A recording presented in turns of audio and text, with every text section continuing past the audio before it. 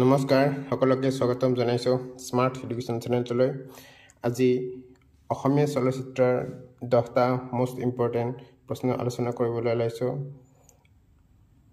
ভিডিঅ'টো শেষলৈ ভালদৰে চাই থাকিব আৰু চেনেলটোত নতুনকৈ আহিছে যদি সাবস্ক্ৰাইব কৰিবলৈ নাপাহৰিব আৰু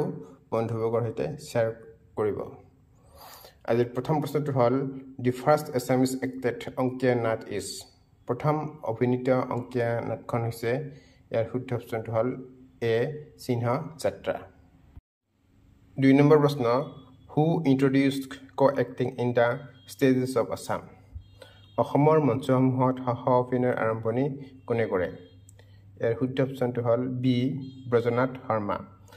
ব্ৰজনাথ শৰ্মাই অসমত প্ৰথমবাৰৰ বাবে মঞ্চত সহ অভিনয়ৰ দুৱাৰ মুকলি কৰিছিল যি সময়ত অসম অস্পৃশ্যতাৰ দহাই দি মহিলা বা জীয়ৰীয়ে অভিনয় কৰাটো সহজে ভাল নাপাইছিল আৰু তেনে সময়তে ব্ৰজনাথ শৰ্মাই অসমীয়া নাটকত সহ অভিনয় আৰম্ভ কৰাৰ চিন্তা কৰিছিল 3 নম্বৰ প্ৰশ্ন which of the following is the first mobile theater of Assam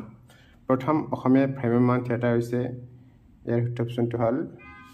C Nataraj theatre হৈছে প্ৰথম অসমীয়া ভ্ৰাম্যমাণ থিয়েটাৰ বৰপেটা জিলাৰ পাঠশালাৰ নগৰত 1963 চনত এই ভ্ৰাম্যমাণ নাট্যদলটো গঢ়ি উঠিছিল 1959 চনৰ পাঠশালাত সদানন্দ লহকৰে গঠন কৰা নটৰাজ অপেৰা নামৰ যাত্ৰাদলটোক আদিপূৰ্ব হিচাপে লৈ অচ্যুত লহকৰে নটৰাজ থিয়েটাৰ গঢ় দিছিল 4 নম্বৰ প্ৰশ্ন হু ফৰ্মড নটৰাজ থিয়েটাৰ স্থাপন কোনে কৰিছিল ইয়াৰ শুদ্ধ অপচনটো হ'ল ডি অচ্যুত লহকৰ নটৰাজ থিয়েটাৰ হৈছে প্ৰথম অসমীয়া ভ্ৰাম্যমাণ থিয়েটাৰ অচ্যুত লহকৰক অসমৰ ভ্ৰাম্যমাণ থিয়েটাৰৰ জনক বুলি কোৱা হয় পৰিভ্ৰমী নাট্যদল যেনে যাত্ৰা অপেৰা আদিৰ পৰা পৃথক এই ভ্ৰাম্যমাণ থিয়েটাৰ জন্ম দিয়াৰ উপৰিও তেখেতে দীপাৱলী নামেৰে এখন আলোচনী সম্পাদনা আৰু প্ৰকাশ কৰি উলিয়াইছিল এখন চলচ্চিত্ৰ নিৰ্মাণ কৰাৰ উপৰিও তেখেতে নাটক ৰচনা কৰিছিল আৰু ভ্ৰাম্যমাণৰ বাবে বিভিন্ন কলা কৌশল আৱিষ্কাৰ কৰিছিল অতুল চন্দ্ৰ হাজৰিকা বঁটাৰে সন্মানিত তেখেতক মঞ্চ বিভাগৰ বুলিও জনা যায় 2016 চনৰ 12 জুনত বাটচালা তেখেতৰ মৃত্যু হয় 5 নম্বৰ প্ৰশ্ন in which year the first mobile theatre was formed in Assam অসমত প্ৰথম ভ্ৰাম্যমাণ থিয়েটাৰ কোন বৰ্ষত স্থাপিত হৈছিল ইয়াৰ শুদ্ধ অপচনটো হ'ল এ 1963 চনত 6 নম্বৰ প্ৰশ্ন who was the first dance director of mobile theatre ভ্ৰাম্যমাণ থিয়েটাৰৰ প্ৰথম নৃত্য পৰিচালক কোন আছিল ইয়াৰ শুদ্ধ অপচনটো হ'ল বি যতীন গোস্বামী 7 নম্বৰ প্ৰশ্ন who was the first Assamese film maker প্ৰথম অসমীয়া চলচ্চিত্ৰ নিৰ্মাতা কোন আছিল ইয়াৰ শুদ্ধ অপচনটো হ'ল জ্যোতিপ্ৰসাদ আগৰৱালা 1935 চনত তেখেতে প্ৰথম অসমীয়া চলচ্চিত্ৰ জয়মতী নিৰ্মাণ কৰিছিল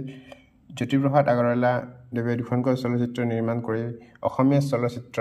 জগতলৈ এক অভূতপূৰ্ব অৱদান আগবঢ়াই থৈ গৈছিল সেয়েহে ৰূপকোঁৱৰ জ্যোতিপ্ৰসাদ আগৰৱালাক অসমীয়া চলচ্চিত্ৰৰ জনক বুলি অভিহিত কৰা হয় তেখেতৰ একক প্ৰচেষ্টাত অসমৰ প্ৰথম আৰু দ্বিতীয়খন অসমীয়া বোলছবি নিৰ্মাণ কৰিছিল 1932 চনত জয়মতী আৰু 1939 চনত ইন্দ্ৰমালতী নিৰ্মাণ কৰিছিল ৰূপকোঁৱৰ জ্যোতিপ্ৰসাদ আগৰৱালাই লগতে 300ৰো অধিক গীত ৰচনা কৰি নিজে সুৰ কৰিছিল তেওঁ আৰু এই গীতসমূহক অসমীয়া সংস্কৃতিত জ্যোতি সংগীত হিচাপে অভিহিত কৰা হৈছে তেখেতৰ মৃত্যু তিথি 17 জানুৱাৰীক শিল্পী দিৱস ৰূপে পালন কৰা হয় 8 নম্বৰ প্ৰশ্ন which one of the first Assamese film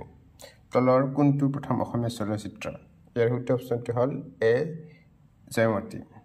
1932 চনত মুক্তি পোৱা প্ৰথমখন অসমীয়া কথাছবি লক্ষ্মীনাথ বেজবৰুৱাৰ 17 শতিকাৰ অসমৰ সতী জয়মতী নাটকৰ ওপৰত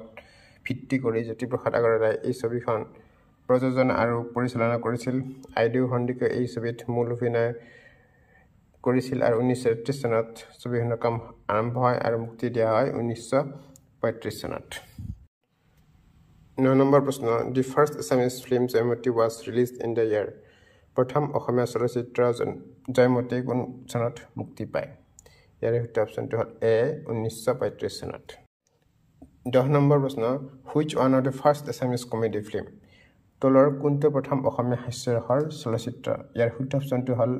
এ ইতহিত বহুত। ইতহিত বহুত 22 নৱেম্বৰৰ 1963 চনত মুক্তি পোৱা প্ৰথম অসমীয়া পূৰ্ণাংগ হাস্যৰাত্মক কথাছবি। ছবিৰ পৰিচালনা, চিত্ৰনাট্য আৰু সংগীত ব্ৰজেন বৰুৱা আৰু JP চিনে আৰ্টৰ বেনাৰত ছবিখন প্ৰযোজনা কৰিছিল জনপ্ৰভা বৰুৱানী। এটা বিদেশী গল্পৰ ধাৰাত ছবিৰ কাহিনী ৰচনা কৰা হৈছিল।